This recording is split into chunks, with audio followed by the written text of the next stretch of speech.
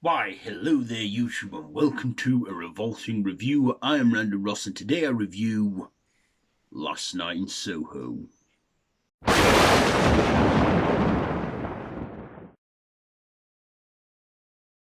So this is a psychological fantasy horror thriller directed by Edger Wright and co-written by him and Kirsty Wilson or something. And like I said, it's directed by Edger Wright, and it stars Thomasin McKenzie, Anya Taylor-Joy, Matt Smith, Michael Ajao, and Terence Stamp, and the late Diana Rigg. So this, as I've already told you what the genre is, so this follows young student fashion designer Ellie, who, after not fitting in at her dorm at university or fashion school, what have you, she rents a room. She finds a room for rent at this house owned by Miss Collins, played by Diana Rigg, and then she starts to have at night when she sleeps, she begins having dreams of and visions of a young wannabe singer called Sandy in the 1960s. And at first she starts off liking it, but then things start to get really dark really fast, and Jack isn't, played by Matt Smith, isn't all he appears to be when he is. At first is her manager, then her boyfriend, then her pimp, as she is forced into a life of prostitution, and things get dark. I'm sure I didn't give much away about the whole prostitute thing. So yeah, this, like I said, is the latest from Edger Wright. So what did I like about this? Well, I like that I was fully entertained throughout. From the beginning to end, I was hooked and I was watching. This, as I've been told, is the first Edger Wright movie to have a lead female protagonist. And I think, yeah, that is the case. Of course, I've always been, a fan of Edgar Wright's work, with the Cornetto trilogy and Baby Driver and Scott Pilgrim versus the World and Spaced, which is a TV show that he directed. And yeah, with his name being on there, I thought, yeah, I'm going to see this one. It looks good, and it was good. I did enjoy this one. It sort of started off as like a coming of age drama that eventually just, kept taking a darker turn into like dark fantasy thriller to full on psychological horror. And I actually liked that, how it started off sweet and nice, but then just got darker and deeper as we went along. And yeah, like I say, I was entertained throughout. Anya Taylor-Joy, her performance was brilliant. And no, she wasn't actually on board as eye candy, even though she is beautiful. But like I say, she put in a great performance in her role in this film. And Matt Smith playing a villain, that's something new because, well, no, it's not something new. He played the villain, he played Skynet in Terminator Genesis. But to me, I will always know him as the 11th Doctor, as a lot of Who fans will know. What else did I like? Oh yeah, I liked the character of Terence Stamp as well in this. And, the late Diana Rigg. This is, I think, her last movie. Well, she died about a year or so ago, so, she might have got a few more films done before she passed, but, this one was actually dedicated to her. Before the film started, it actually said for Diana. So she too was great in her performance, especially when, the whole, especially later on in the film. Yeah. So, okay, now I'm going to give a few spoilers here. So if you don't want to know what's going to happen, I will leave a timestamp for you to skip to avoid the spoilers. And because if you haven't seen this one, I'm going to give a spoiler now. So I'll give you like a minute, well, not a minute, just a couple seconds to jump to this timestamp, and I will get into the spoilers. So 3, 2, 1. Okay, spoiler time. So in this film, there is a huge twist that I did not see coming.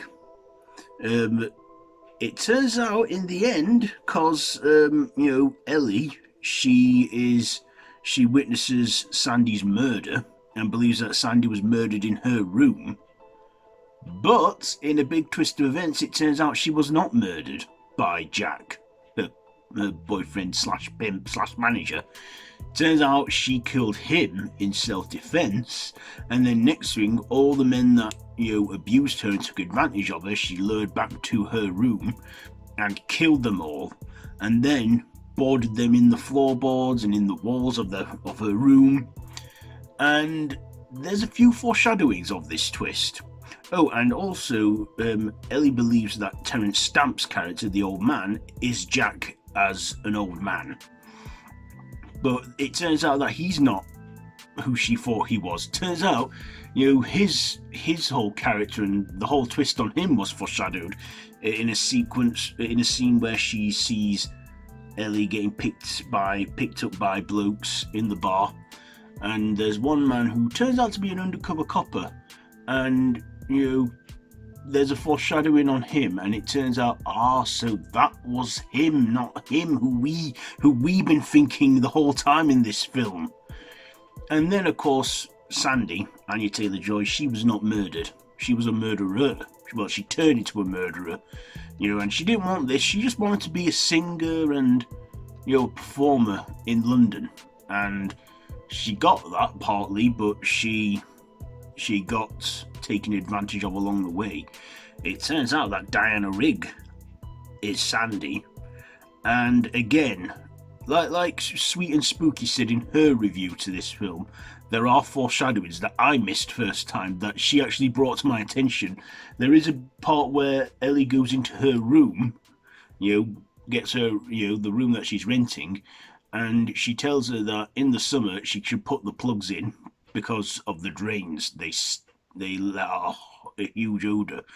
But it turns out that the reason because of that is not because of the drains, but because of, she has bodies boarded in the floors and the walls of the room, in the house and stuff.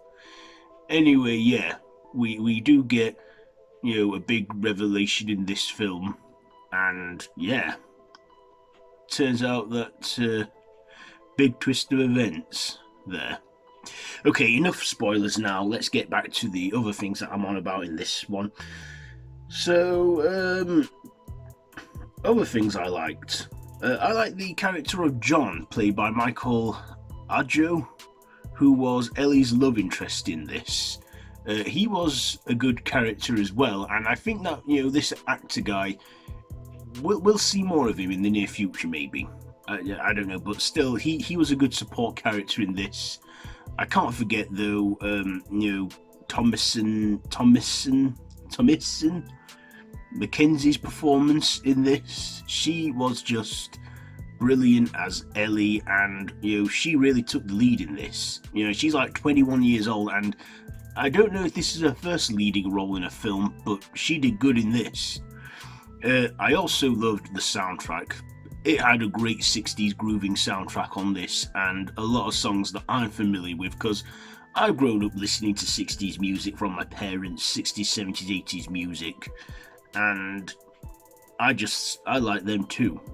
That music, it had, like I said, great 60s soundtrack. It felt like, songs that I've heard in Heartbeat, because I used to watch that in the 90s. I used to love the 60s coppers in the 90s as a kid. So yeah, it had a good soundtrack too, and I very much enjoyed that. I enjoyed a lot of this film. I guess one negative is, the CGI was a little bit poor in this with the ghosts that we see, but again, at this point, I didn't really care much for that.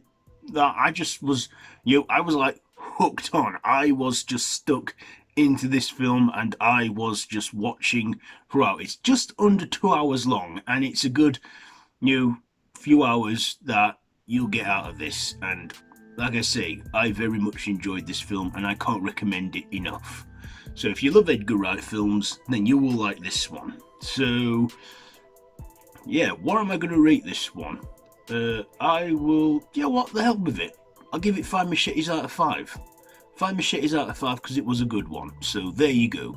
There's my review, and there are my thoughts on this movie, Last Night in Soho. Have you seen this one? Let me know down in the comments below if you have, and if you like this video, be sure to give it a big thumbs up and to share with your friends, and to feel free to subscribe to my channel if you haven't already. It's one small click, but like I say, if you're new here and you want to see more from me, feel free to do so. I mean, it's your choice at the end of the day, not mine. Also, I have social media links, Facebook group, Twitter, Instagram, so you can check all that out down below in the description. So yeah, I have been Random Ross, and this has been a Revolting review, and until next time, don't have nightmares.